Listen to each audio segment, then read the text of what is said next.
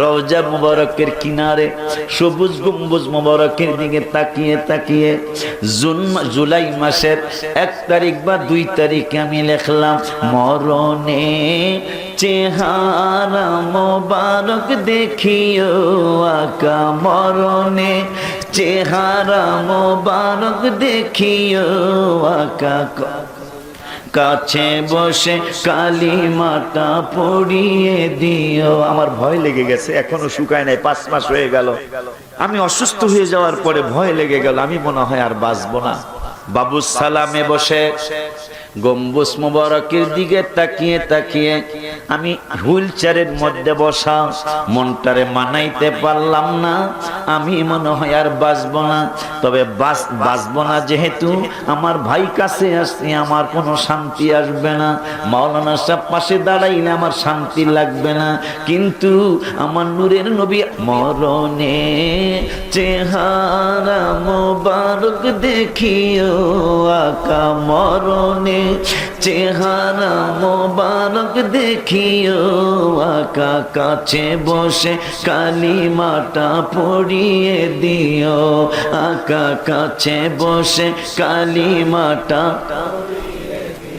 খুব খুশি হয়েছি, মুরব্বীরাও বলতে পারতেছেন, এটা ইমানের লক্ষণ। মারহাবা বলেন।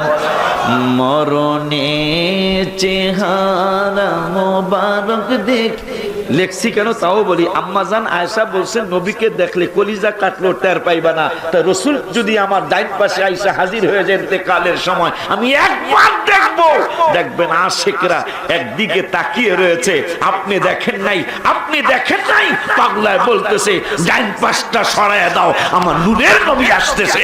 সুবহানাল্লাহ কি বলা যায়? ডাইন পাশটা খালি করে দাও। ছায়া রইছে তো ছায়া রইছে, সুবহানাল্লাহ বলেন। ছায়া রইছে তো ছায়া রইছে, আর চোখ ফিরায় না। কোন দিক দিয়ে রুহু বের হয়ে গেছে পাগলায় কইতেও পারে না। আম্মা জান বলছি, আমি গজলও লিখছি। বিবি জুলেখায় বলে ডেকে, ইউসুফ নবীকে দেখে হাত কেটেছেন মহিলারা, টের পেল না, ও গো পেল না।